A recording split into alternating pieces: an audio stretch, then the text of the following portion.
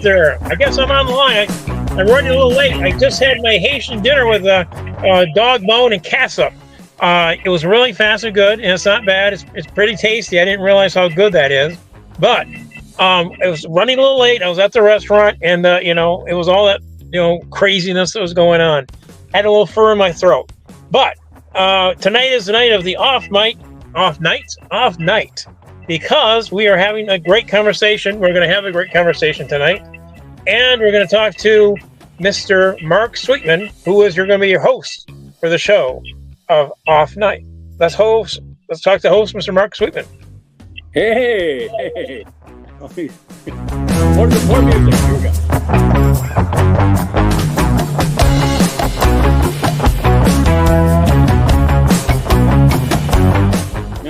I'm doing the old Trump dance. All right, let's get Andy back out here. Hey. There we go. All right, hey. Well, good to see you. You appear to be in your mobile. You appear to be in your mobile studio again. You appear to be mobile studio. I'm not in the house. All right. What's that? Well, I can't understand a word you're saying. Oh, and he's gone. All right. So that was Andy. We had him here long enough to give the intro. That's what he does every week. He's been doing that for, well, you know what? We're going on. We'll be doing, we're almost done with 4 years. We're going into our 5th year here. No, it'll be 5 years. We'll be going into our 6th year pretty. Oh, my God. What a show. We keep going and going and going. Anyway, let me see if, he's back. So I'm going to bring him back up here. There's Andy Jensen, my sidekick. There, I can see him again. I don't know what happened. Trump must have got a hold of me or something. They were trying to keep me from, hey, ooh, oh yes, ooh, yes. So yeah. Except he doesn't. No, wait a minute. Wait, I'm smiling like I'm happy about it. He doesn't smile. He's like, he doesn't smile. Like, no. Yes. Oh yeah, he's had a very interesting week. Just a lot of bizarre shit he's saying. So I don't know. Save it for when we got everybody out here. So sure. I want to know about your unique story this week. Anything unique happened for you? My unique story. Well, let's see. It's been traveling like I've been doing a lot of like there's a lot of people coming in for the football game between Michigan and USC. Okay. That was a fascinating early morning run. So you did a lot of driving. You did a lot of driving between the airport and the big house. Is that the type of thing? Exactly. It's like pretty bizarre stuff. Wasn't too bad. It was mostly like a lot of people who are just dressed in all these they're very low key. They're really like just saying, where are you going to? We're going to the house. What? I mean, we're going to the hotel, man. Okay, all right. And the first question I was asked, is marijuana legal here, man? It's like, so, yeah. Are you planning to use it for you just can't take it out of state. You can't take it across the border or into Canada. Don't worry, man. We know what we're gonna do. Okay, thanks, man. What are the houses called? Well, one is called Cookies. No, we don't need cookies, man. We just want the dough. No, one is called Cookies, okay? And another one is called Butter. Is that with the actual stuff in the butter, man? I don't know. Is there actually butter? We're not looking for a butter house. We're looking for marijuana, man. It's like, no, it's called Butter. It's called Cookies and Butter, okay? Blame them on that. I go, anyway, that's what I said anyway. But you gotta wonder how people that stoned can actually make it to Ann Arbor, it's by plane, plane and wheelchair. It's like just they don't in Uber. They don't have to do anything. So that's basically it. But it's it's just some weird stuff. I had kids. What is it with kids wanting to smoke and vape in the back of a car? I don't understand this. You tell them no, say, there's no vaping in the car. And then it becomes a game of, let's see if we can hide the vape from somebody. It smells. I can smell it in the back, come on. What are you guys doing back there? And it's like, it's just, old man thing. I'm just the old man now. Oh, one of the weirdest things that I ran into was in downtown Detroit. I came across this area and everybody had some weird designer beard. I mean, like, the now, curly. Was that weird designer beard required for entry into this location? I don't know, but it was like this whole like 50 guys with like these strange cut beards. One had like a curl up, like the one that curled up on the side had it almost wrapped around his eyebrows. Another one had it was so bushy, but it was all out. And it's like, huh. So I drove by them. Then I Which picked up neighborhood was some guys.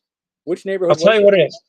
I'll tell you what it is. It was on Saturday, and I was driving around. So I was getting late towards the night, and I picked up 3 guys that had these beards, and Okay. they had their wives and stuff. So I got in the back of the van. I'm driving them to this place that's in the weirdest part of like little Mexico town, and it's like, are you sure you want to go here? It's like, are you sure?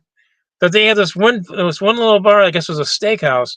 But what it was is there was an actual international beard contest in Detroit. In Detroit. Now was it in Mexican Town, or was it? It wasn't in Mexican Town. It was at the Masonic Temple. Oh, perfect! Perfect. That's a perfect place for it. I know. It all took place there, and I was like, yeah, it looked like I was. What is this? Was it like I felt like I was in some.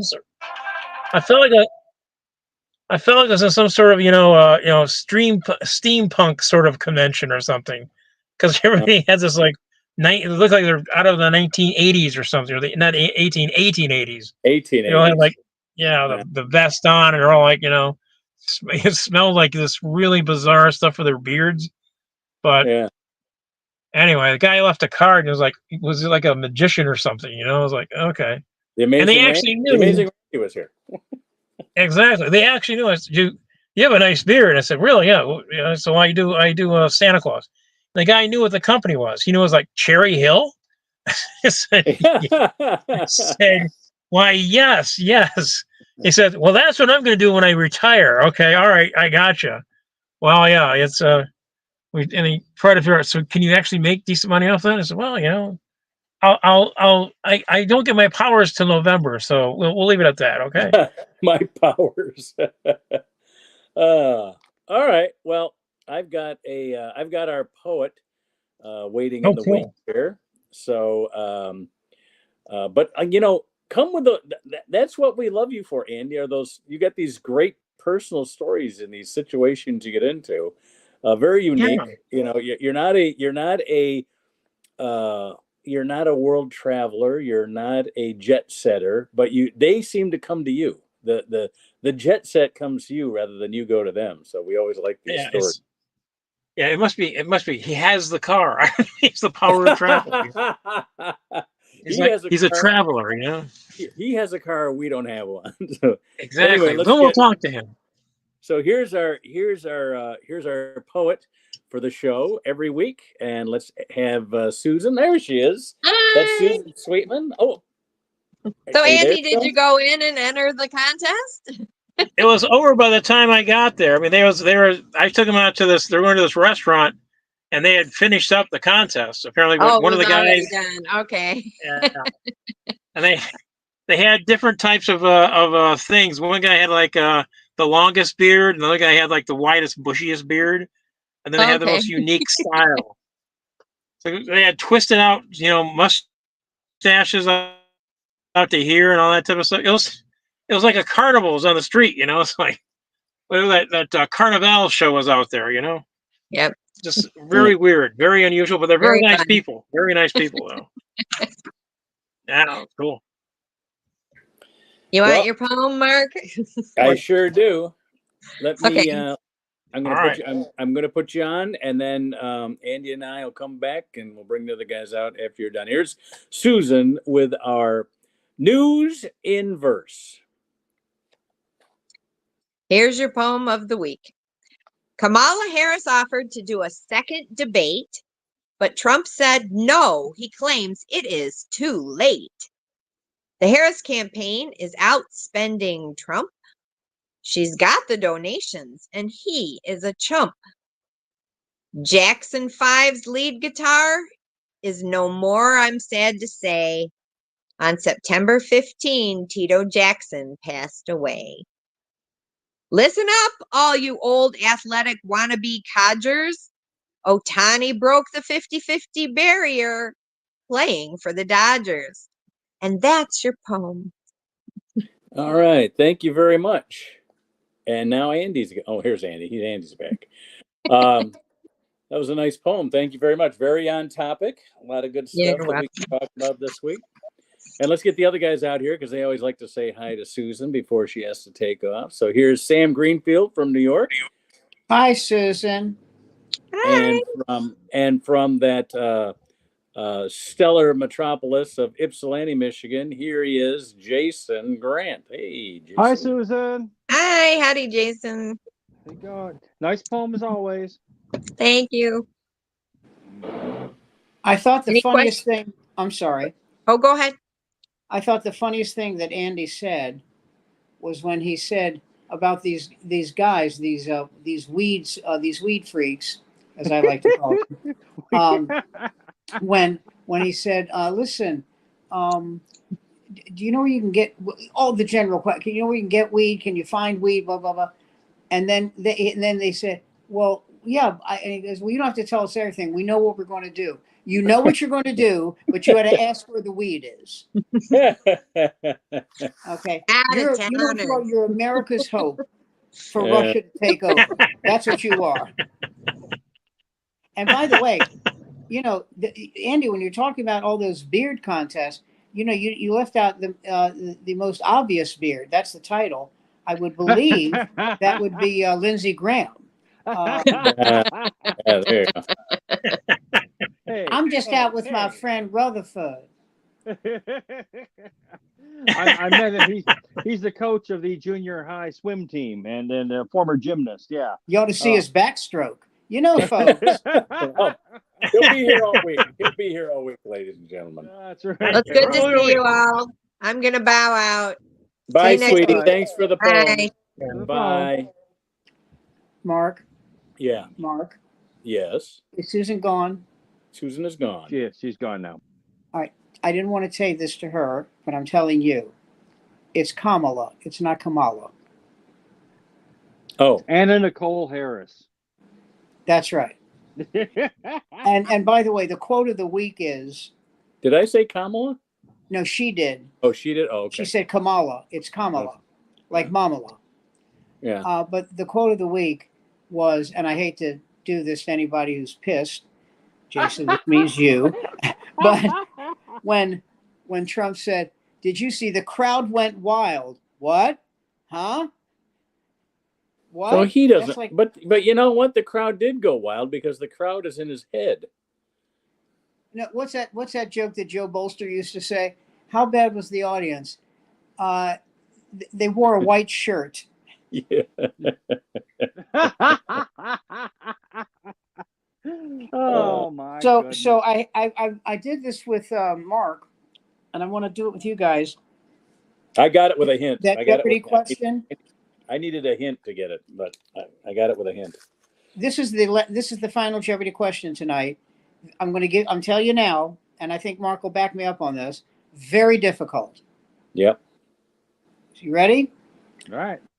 Among the people attending his 1864 funeral were Bronson Alcott, Ralph Waldo Emerson, and who's the third one? Franklin Pierce. And Franklin Pierce. Yeah. Okay, I'll do it again. Franklin Pierce, Ralph Waldo Emerson, and Bronson Alcott attended his 1864 funeral. Well, it's not Harvey Korman. It's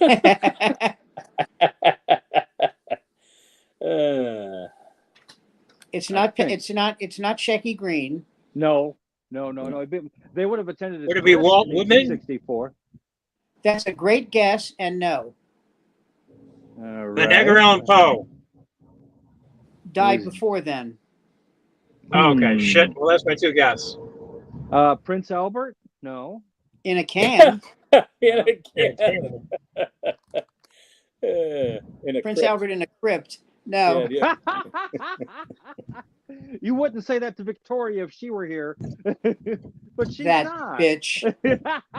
How about the guy at Walden Pond? That's Thoreau, and no. David Thoreau. No on Thoreau. Okay. You're guessing all the ones I guessed, Andy. Before I got, why don't you give him the hint? Why don't you give him the hint you gave me, Andy? Because if you were going to someone's 4th birthday party, I would have said George Perot. But All right, all right. I'll give you a clue. Yeah. A. Okay. Oh. See, Well, Quincy Adams. I'll give you another clue because this is so difficult. Red A. Red A. Red A. That's as good as the clue's going to get. Okay. Okay. After this, I got to spell it out for you.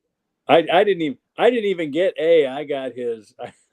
I got his weak ass attempt at trying to make an A. Exactly. I didn't even get the letter. I had to look at his fingers close up. Yeah, which nobody really wants to do. So. Well, let's not sell yourself all short right. yet. I mean, if you give up, it's fine. It's a big. I give up. Nathaniel Hawthorne. Oh, of course, it was on the Nathaniel Hawthorne. It was in the tip of my tongue. It starts with an H. Yeah, you know. Oh God! Wouldn't it be great if I gave you a clue and it was Hester Prynne and you still didn't get it? See, that would be. You said Scarlet A. That was it. Okay, Scarlet A. He didn't tell Red me. A. He didn't tell me the hint. He got his fingers right up by the camera and he starts trying to create an A. I think he's trying to show me. Better if you did Clark Gable. Frankly, Scott, I don't give a damn anymore. I thought he was trying to recreate like an orgy, and these were all the legs that were like interchanged. Or a spider doing push-ups on a mirror. There you go. When you said red, I thought of the Communist Manifesto. I couldn't think of it. Yeah. Oh, I just thought it's something I think is very funny. Ready? Yeah. Okay. It says here on your resume, you worked for Lieutenant Governor Robinson. Is that correct? Yes. Okay. The door behind you is the exit. Well, if you're Governor Robinson, there's several exits you might know of. Yeah. No, wow, and true. Strange when man. somebody owns a porn movie shop, says you're their best customer, that is not a pathway to the governor's mansion. I'm just. Oh, wait a minute. Yet, if you're someone like me, let's face it, they could come. I could present whatever position, missionary, whatever. And people could come in and say he's a lying, convicted felon, dirtbag, grinder, customer of the month, and I would say, oh, stop with the superlatives. Exactly. I mean, you're giving me a swelled head, Colonel. You know how to say Speaking of which, once again, that leads us back to Lindsey Graham. Yeah. But if I'm holding myself out as the father of virtue and this, that, and the other thing, it's not gonna. And do you guys remember what's his name? What's it, the former Secretary of Education had the Book of Virtues, former under Reagan. Oh, I know who you mean. Big old blowhard, and then I know he had a gambling guy had addiction. a gambling habit. Yeah, it's like, dude. You're sitting there talking about family life, this and that. I can't remember his name, but I know who you're talking about. Big old roast beef looking guy. And, yes. And basically everything that's wrong with Republicans. Mark is going to Google for us. So big ugly Republican. I mean, but but let us also, in the interest of fairness, point out that Vice President Anna Nicole Harris has received the all-important Cheney endorsement, which now means that Dick Cheney, the newest recruit to the Democrat side. Can I tell you something that amazed me about that? Anna Nicole Harris? Yeah, our vice president. Let me tell you something that amazed me about that. Yes. There are friends of mine who are Democrats. You, Sam, and they were furious about him endorsing her. Do you know what that motherfucker? I said, nothing you say. Maybe you'll disagree with me, but nothing you say matters. Nothing you say matters. He is a former vice president of the United States. He talked George Bush into a horrible war. Yep. He made a lot of money by ripping off the American by ripping off soldiers with Halliburton. I know all that. Yep. But he is a Republican. He is a Yep. well-known Republican, and he is endorsing the Democrat. And that's all that I give a shit about. Which should tell you there's not a dime's worth of difference between these two things we call parties. No, that's number one. But number two is it just doesn't matter. No, you're right. You know, first of all, how many people voting know who he is? Well, I mean, hold on. Satan, all of Satan's minions. Satan doesn't vote. Satan does not vote. Satan does not vote. Prove that. And by the way, you know what's furious about it? Mm-hmm. Jon Stewart is looking at the camera telling Dick Cheney, fuck off. Stop it. I'm not saying he's a good guy. But neither is Menendez, and he is a Democrat. Well, you are familiar. I mean, you do know that the first official Biden, one of the first visitors to Biden when Biden had the election back in November of 2020 was Dick Cheney. Yes. And Dick Cheney knows a thing or two about contested elections, because you Democrats, I'm sure, will remind me that Bush stole 2000 and and who was on that ticket? It would in fact be Satan's minion. Andy, what was that? It's Andy destroying something. Is he clearing his I'm throat? opening a door. To what? To I'm what? opening a door. You know, I Sorry. tell you, I'm opening a door and I get a restraining order. That's because you don't knock Well, not till later. on the ceiling. It all depends on if I've been to P. Diddy's to get enough lube. By the way, when you're worth $400 million Right. and the judge says no bail, that's not good. Why that guy didn't park a couple $100 million in Belize and bug out? I mean, if Robert Vesco can make it out of town. Did you see the tape of what he did to that woman? What? Yeah, didn't it qualify him to play in the NFL? Memory serves. You knock a woman out, drag her in by her hair. Usually that means you're a tight end for a major NFL team, right? Not a tight end, a wide receiver. Oh, okay. I mean, what's his name? If you know what I mean. Yeah, well, I'm afraid I do. But yeah, it's great. What was that guy's name? Secretary of Education under Ronald Reagan. I can actually see him. His face, I know, his big ugly mug. Jesus Christ. Oh well. It's not Jesus Christ. No, it's not. Jesus would not have. All right, hang on for a minute. I'm going to figure this out. Secretary of Education under which administration? Under Reagan's administration. Under Reagan. Yeah, and I keep saying Bill Perry, and I don't mean Phil Reagan. Yeah, no, Ronald Reagan, not Phil, no, not so much. That was the rent boy that used to go out with his son-in-law. Oh God. At any rate, okay, hang on. We're all Googling furiously here, and oh dear, and here we go.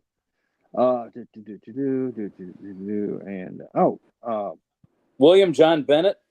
There you go. Bill Bennett. Bill Bennett. Bill Bennett. Hypocrite supreme. Oh my God. And by the way, there is nothing more pathetic than if you're a gambling addict and you're playing the nickel slots. Oh God, tell me about it. You know, at that point, even Satan is. And why am I talking about Satan? I think it can't be that time. But the devil, it's like, oh man, whoa, wow, yeah. Let's lighten up on that, dude. In fact, my last satanic reference for the night, I promise. The Far Side cartoon. Then why do I smell sulfur? Well, remember the Far Side, and then Satan and his minion are surveying a visage of hell, and one guy's whistling while he works, and Satan says to his minion, "We're just not getting through to that guy." And, you know, I'm trying to write a song parody that starts, "I'm a black Nazi. I'm a black Nazi." Yeah.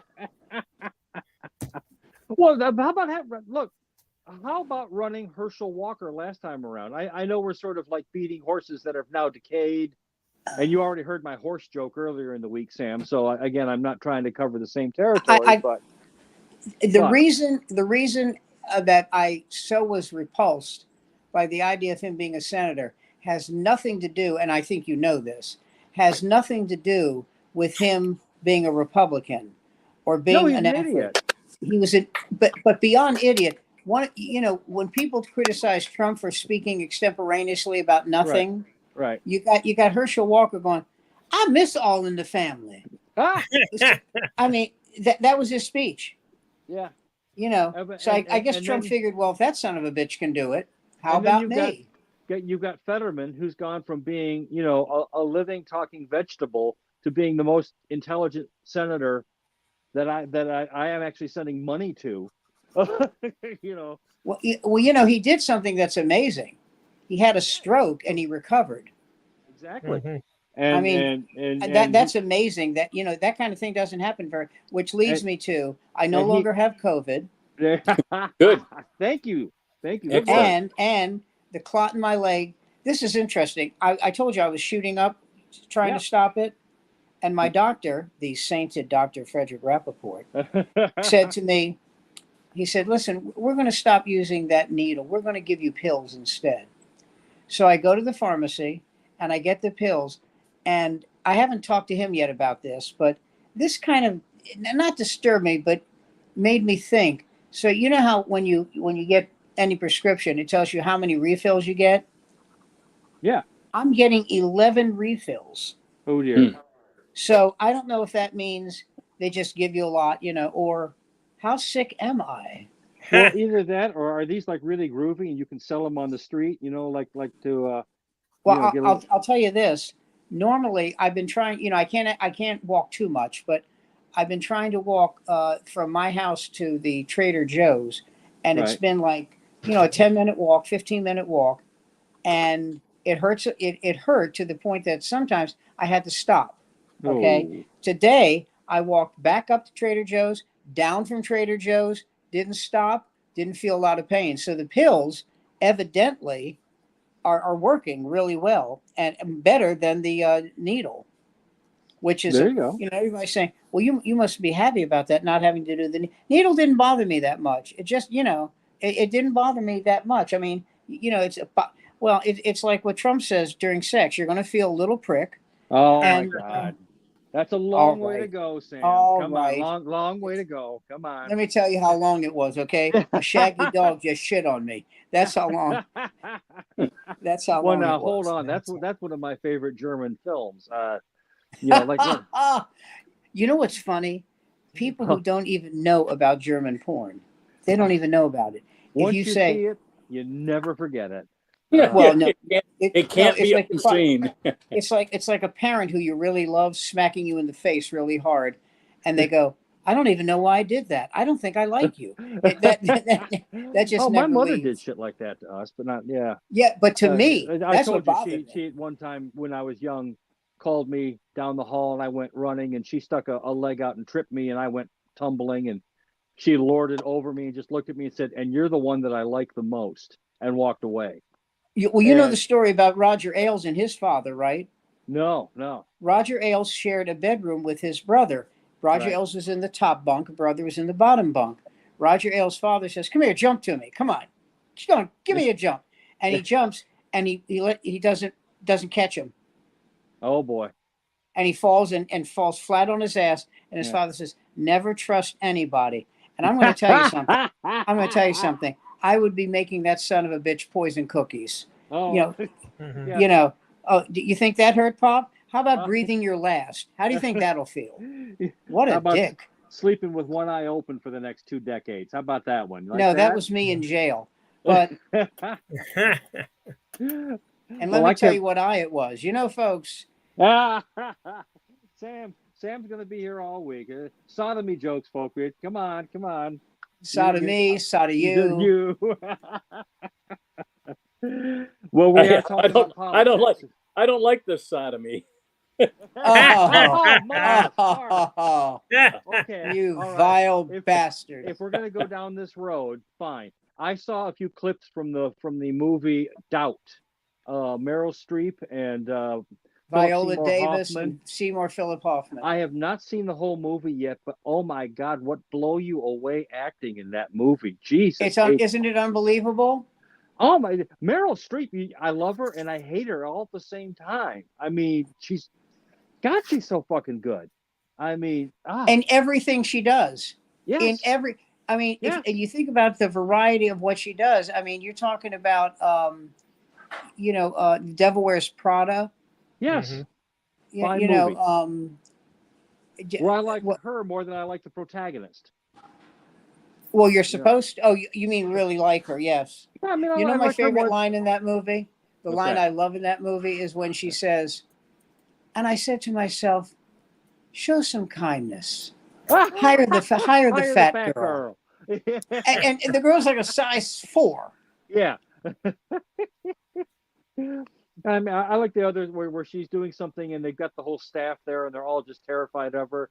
And she's like, I asked for young and athletic. They send me old, fat, and paunchy. I mean, are we reaching for the stars here? I don't think so. I mean, but by the same token, the character they're lampooning is actually someone who is trying to run one of the top magazines like on planet Earth.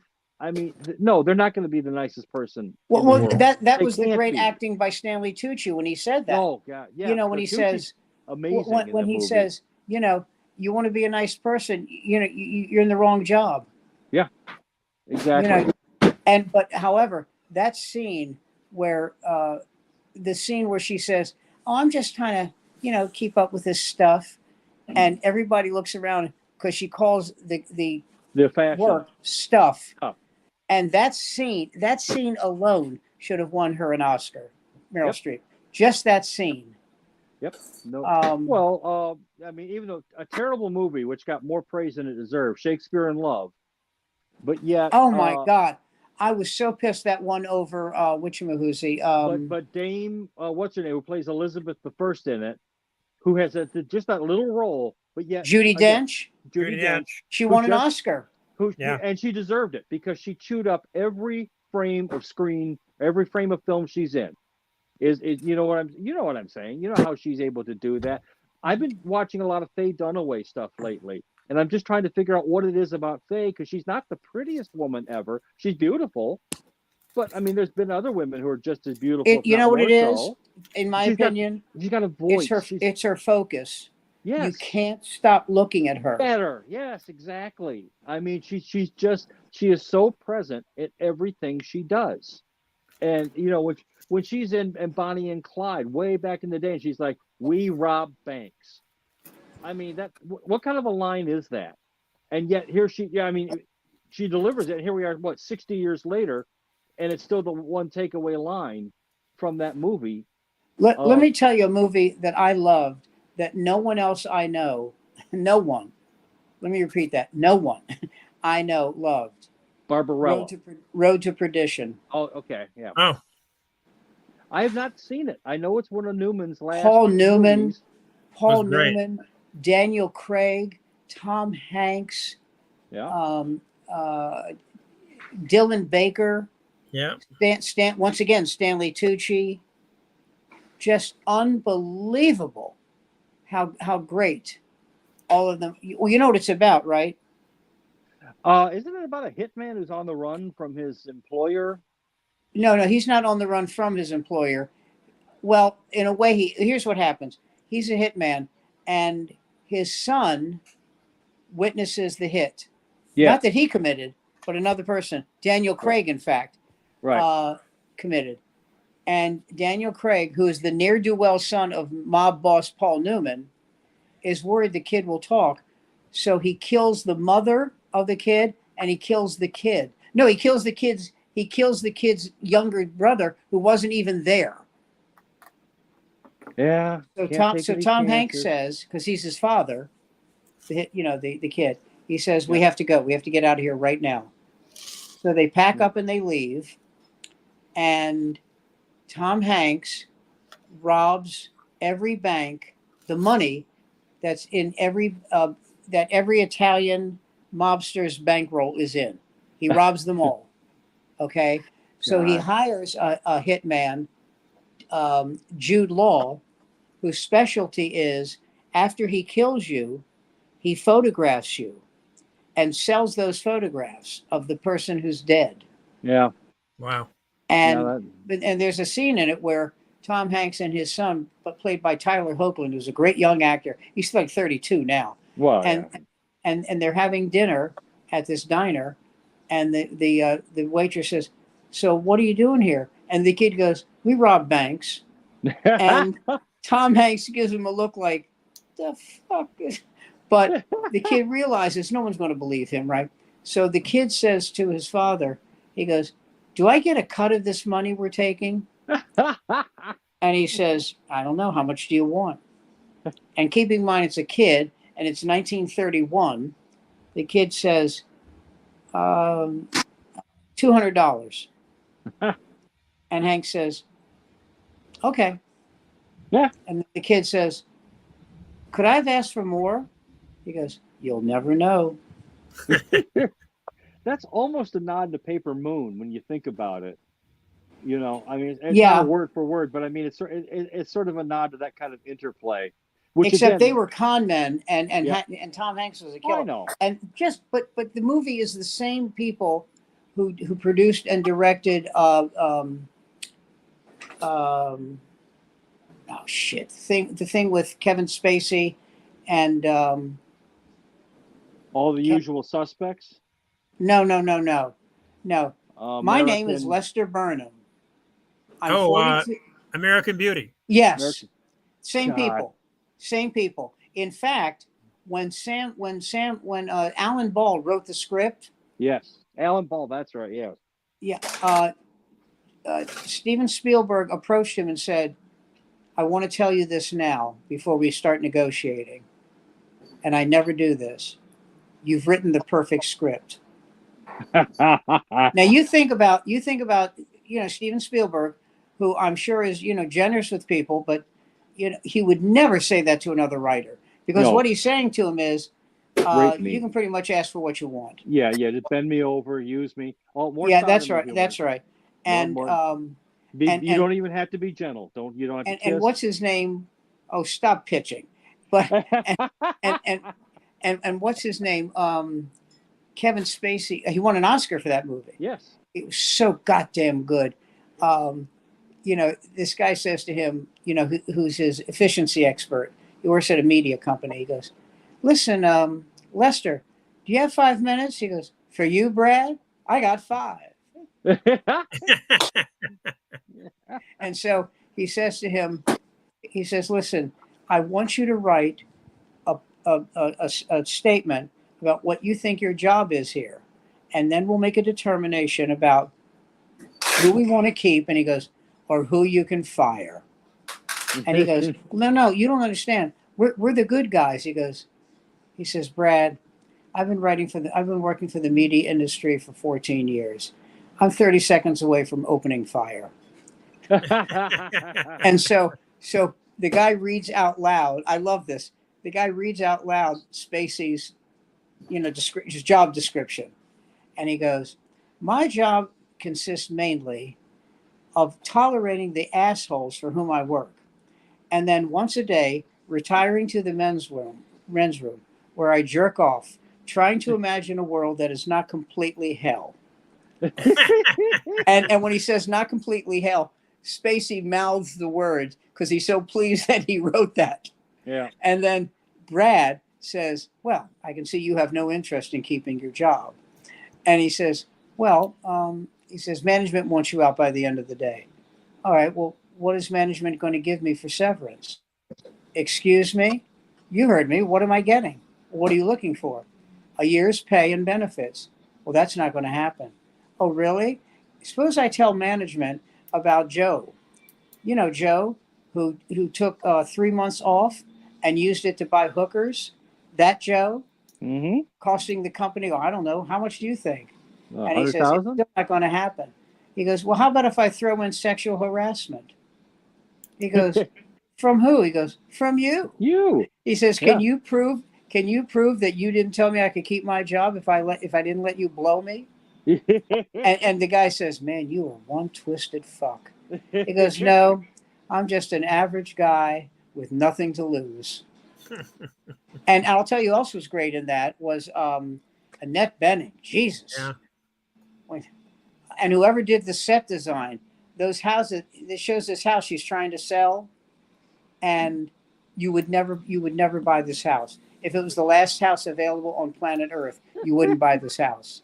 Yeah. It just had nothing going for it. But she was great. And Scott Bakula is the gay neighbor. With what's his name, Robards. Yes, and was it Peter Gallagher as the guy she was banging? Peter Gallagher is her lover. Yeah, I mean, so again, the casting in some of the lesser role, again, dead solid, perfect. You know. And by the way, Thora Birch plays their daughter. Oh, and Wes Bentley plays her boyfriend, Thora Birch. But this is a great line. You know that I don't remember the name of the show, but it was this show where, they would say something about a famous person, and then somebody comes on, a comedian, and says something funny about it. Don't remember that one. So it says Thora Birch was going to be in a movie where there was going to be pornographic sex, not actual porn, but pornographic sex, and her father, who's also her manager, was the one who said he would coach her. And this comic says, "Wait a minute, I don't buy that for a second. Thora Birch has management." Oh God, that was great. Oh God. Wait a minute. Speaking of management, how does Ray Milland get cast with Rosie Greer in The Thing with Two Heads and not think, my God, I won an Oscar? I've been in some of the most important movies of my generation, and I'm tied to Rosie Greer. Let me explain that to you, okay? Let me explain that to you. No, let me explain that to you. Laurence Olivier did the Betsy. Oh my God! Yes, you're right. That's all I got to tell you. That's it. No, you're right. Say no more. Oh God, yes. What is the phrase that we all know as comics? The best pay is the pay you get from doing comedy. Yeah, that's true. Tom Sobel had this line where he said, "You get paid because you're going out of town, you're away from your family, you're eating in a shitty restaurant, you're staying in a shitty hotel. The comedy you would do for nothing." It's true. Pretty much. Yeah. Just the what was it? 93 I tell you what though, he made it better than a lot of guys did. That's for sure. Who? Yeah. Tom Sobel. Oh, yeah. Tom Sobel was the best comedy booker that ever lived. Yeah, he made it better than pretty much everyone. Are you kidding? Oh, first of all, you always stayed at a place that was not hell. Oh, you gotta love that. It wasn't necessarily the Hilton, but it wasn't. Listen, he did. This is the thing about him. He did the best he could do for you. Yeah. Yep. The only time he pissed me off, and it really pissed me off, I think I told you about this, Mark. There was this guy. The Jerry Elliott story? No. That was fine. There was nothing. Listen, he talked Jerry Elliott into it. Jerry Elliott talked him into it. But you know what he told me later? He said, "That'll be the last time I say yes to him about anything." Huh. So in a way, I felt I won, because after that, he headlined me every time, and he didn't headline Elliott all the time. It wasn't the time he had you opening for Klaus Nomi at a bar in New Jersey. Oh, who hasn't done that? Mr. Picky here. No, but what happened was, it was a gig in Columbus, Ohio. Oh, and I'll tell you what was fun. It was me, Todd Yan, who I became friends with, and this other guy. Oh God, he's from Tulsa, Oklahoma. He uses a whip in his act. Yes, you heard me. I know who you're talking about. Yeah. Okay, and he was an arrogant fuck. Okay, and Tom said, "Listen, he's coming there with his wife, so I'm going to ask a favor of you. I want you to use the middle acts room, and you give him the headliner's room." And I said, "Tom, do you know what you're asking?" He goes, "I do." And I said, "What?" Was this the room in Columbus that was? Yes. That was a whole complex. There was like there was shopping. There was entertainment. They had like it was owned by Budweiser. Yes. Yeah, I remember that room. I'll tell you why I remember that room. Anyway, go on. No, finish your story. I'm sorry, I didn't mean to interrupt. Okay, but I remember that room because I had a date with one of the waitresses there, and we saw Radio Days. Nice. And it was the only time I ever made out during a Woody Allen movie. Anyway, so I guess that would be the one to make out to. I think so, sir. Mhm. So he gets the headliner's room, and I told Tom, I said, listen, if he says one thing that pisses me off, I'm going to fuck him up so bad he won't be able to follow me. And you know what Tom said? Sam, I think that's a fair deal. He actually did. He said, I feel bad about asking you to do this. I said, why did you ask me? Why couldn't he stay with his wife in the smaller room? I don't get that. He goes, Sam, every once in a while you get snookered. I said, you don't get snookered. He goes, but you're doing me this favor and I won't forget it. And I knew he wouldn't. I knew he wouldn't. So Right. I did. So he says to me, this guy, he says, and I said, please don't say anything. Please don't say anything that makes me want to just ruin your week. Please. So he goes, go ahead, so I'm wait, sorry. so he says, so you know the interesting thing about me in the headliner's room? I kind of think it's what I deserve. How? Wow. And Todd Yon looks at me, and I told Todd Yon this, that if he, I love Todd. He said, I told him if he says anything, I'm going to fuck him up. So he said, what he said is what I deserve. Todd comes up to me like a 7-year-old. He goes, what are you going to do? What are you going to do? Huh? Tell me. Come on, tell me. Really, don't be a shit. What are you going to do? He said, I said, watch the show tonight. So what I did was I took out, I had every piece of A material I've ever done in my life, and I put it on stage. Even if it was non sequitur, I put it on stage. I killed. I crushed. And Todd Yon said to me, you know that story that's actually an apocryphal about Elvis Presley and Chuck Berry? You know what I'm talking about, guys? No. No. Oh, no, I'm sorry. Jerry Lee Lewis and Chuck Berry. Ooh. Jerry Lee Lewis and Chuck Berry. Well, the story goes that Jerry Lee Lewis just burned the house down. He was playing so well. And as he finishes, he walks by Chuck Berry and says, follow that, nigger. Ooh, Now, Wow. but that was not true. That did not happen. Yeah. Okay. Good. So I finish, and people are stomping and yelling. They're loving me. Right. And I walk by this guy. It was Robert something. I walk by him. I go, have fun. Now, this wasn't the same guy who was like very Japanese, but had the thick Oklahoma accent, and he would open with, "I bet you Henry weren't expecting Cho. this accent Henry coming out of this face, are you?" No, That's Henry Henry- Cho. No, he's from Henry Cho. Arkansas. I Okay. forget. All right. And Henry was a nice guy. Okay. All right. All right. No, this guy was such a dick that dicks wouldn't let him be called Dick. Ha! Hey, pal, we need to have a talk. You need to come over here, pal. we got a problem. Yeah, We that don't like manager is a problems. dick. What? Huh? No. Oh, Well, you guys have all been in this business, and I hear what you just said, Sam. But is this? I've heard this before, where the opener or the middle act kind of has this thing where they don't necessarily want to destroy before the headliner comes out there. That is a problem. That people get fired over this. Is that true? Well, here's my philosophy. I'll answer your question, but here's my philosophy about that. Do the show that you think you're supposed to do. Yep.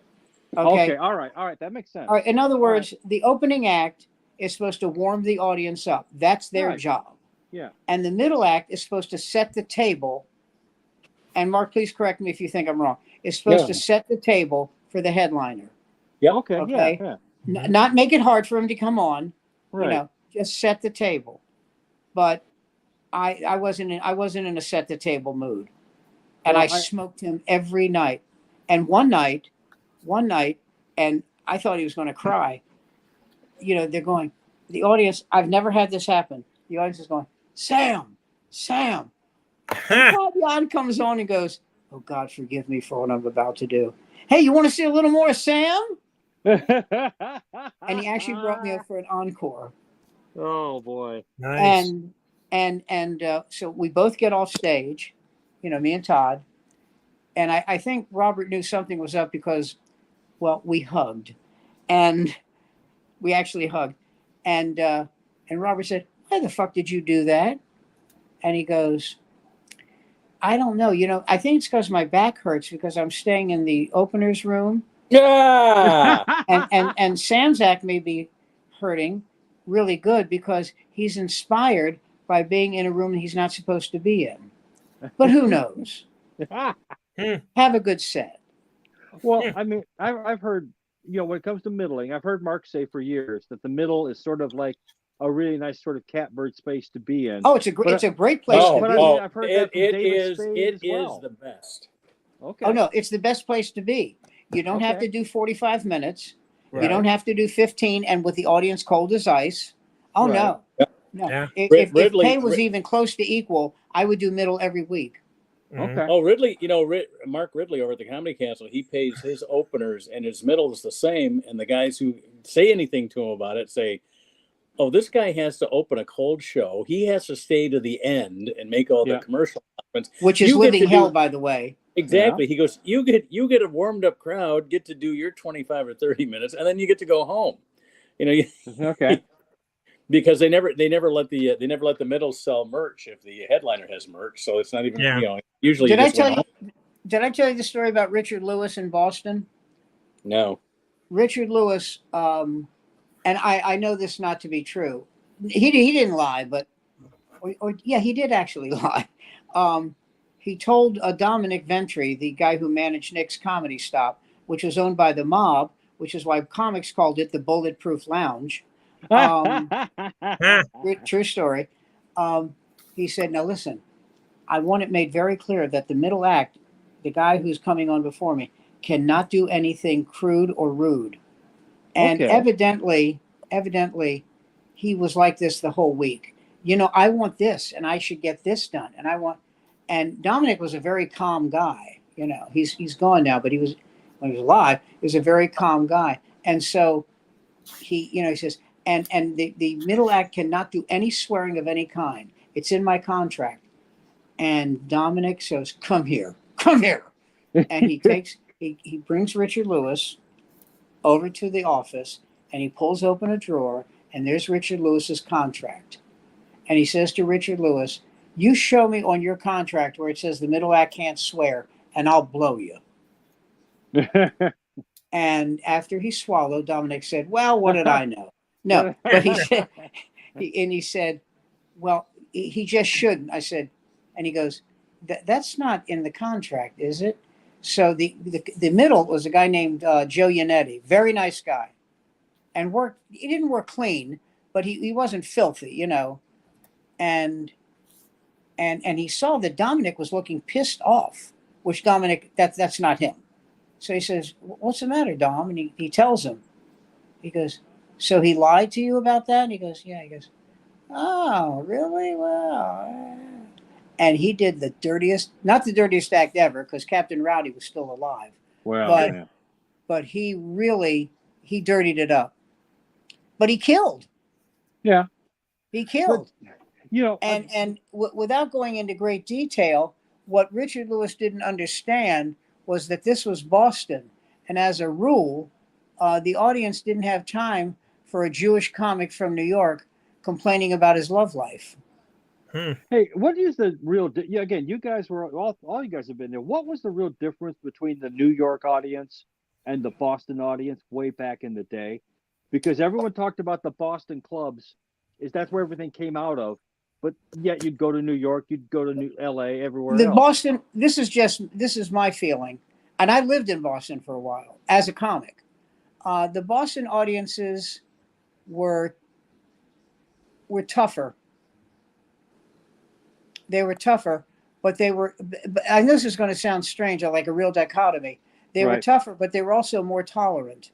A little more, kind of give you a little rope to in other play words, around with. As long they would sit there going, "Make me laugh, you son of a bitch," and as soon as you did, they were fine with you. Is that sort of didn't matter where you were from? As soon as you made them laugh, they were good to go. However, one of the worst shows I ever had was me and Jonathan Katz. Jonathan Katz, that's his name, right? Yeah. Yeah. And Jonathan Katz, and it was in Southie, which is the white redneck capital of Boston. Yeah. Okay. You know all those busing wars that happened in Boston? Oh yeah. Oh Yeah. yeah. They happened in Southie. Yeah. Okay. Just white redneck racist shit people. And that's what they were. That's exactly what they were. And so it was the week that Boston lost the Celtics lost to Detroit, I think Detroit or Philly, somebody. And I go on stage 90. And I go, and it's just me and Jonathan. There's no other acts. It's just me and him. 2 Jews from New York, 2 New York Jews performing for Southie audiences. And Jonathan says, and Jonathan lived in Boston. Jonathan says, I don't want to overstate this, so I don't want you to panic, but I think this is the night we die. And so I said, oh, I know that. It's okay. So I go on stage and I go, well, listen, Boston caught a tough break tonight, but all we can do now is root for Detroit. And this fucking guy goes, where are you from? Where the fuck are you from? I go, I'm from the land of forgiveness. And in the audience was this guy who, I'm trying to think of another phrase besides mentally retarded. He wore like a red T-shirt, and when you're over 40 and your nickname is Scooey. Oh. I'm not kidding, Scooey. Okay, so the audience is like it was like pulling a puppet string. They go, Scooey, do that, and you go like that. So I said to Jonathan, I was on stage, and I said to Jonathan, so this is what hell is like. Okay. This is hell. So we finish, and Jonathan walks up to me as I'm on stage and says, I'm starting the car. I hope you know what that means. Because we had already been paid, so there was no waiting around. So I said, listen, I'd like to say what a good time I had. I'd like to. And I walked off, and they start yelling at me and screaming, and I get in the car, and we are gone. Yeah. We are gone. And we all know people, Mark especially, who would say, no, I want to stick around and tell these guys to go fuck themselves. No, you don't. No, you don't. No, you don't. No, you don't. No, you don't. Because there's 75 of them, 80 of them, and there's you and a guy who's about to be diagnosed with MS. Okay, so I have a full 10-minute bit. I think Andy's seen it before about running into that group after the show. Do you remember that bit I used to do, Andy, about getting beat up down in? Yeah. That's right. Down at Mississippi State, yeah. Yeah. You now, did you get beat up or did you get out of the place before you got beat up? Well, let's just leave it in my act. Let's just leave it in my act. I got beat up in my act. But, okay. But anyway, that was a Brad Greenberg gig. Wow. Well, when somebody says to me, when you have an audience that's that bad, I've only had like 3 or 4 of those in my life that were that horrible. What goes through your mind? And I said, the truth. I hope the people who treated me that way are dead. Yeah. I hope they're dead, and I hope it was a painful death. Well, you guys can hear the music, so I'm sure you know. I do whenever you're around, Mark. Well, whenever you're around. We can't delay too much because Sam's football team is. And next Monday, the Lions are. So, you're muffled. What happened? A little closer to the mic there, Mark. Is that better? I can turn it much. Much. There you go. Anyway, just saying that on these Monday nights, that tonight the Commanders are playing, and next week the Lions are playing on Monday night. So there'll be a lot of distractions. And next Monday night, I'll be in my Los Angeles studio, so I'll be doing the show from 5 o'clock my time. So you'll actually be able to see the entire Lions game. No, because the game is still live. They don't delay the game in LA because of the time zone. The game is still on. Don't you call and let them know that you're going to be out in LA and you'd like? Don't you let them know that? Mark, don't you? Last year I did. That's how I got tickets to see him. To see him out there. So Anyway, we got to go. We'll see everybody again next week. Thanks for joining us. Contact me if you'd like to be a member of this little troupe here of old comics talking about the good old days. When I say old, when I say old, I mean, yeah. I'm the one there's that told 200 years of entertainment here. There you go. Okay, I'm the one who told Pontius Pilate. I said wine. Anyway, it's time for me to get out of here. I'll talk to everybody next week. Ciao for now, you goofy bastards. See you guys.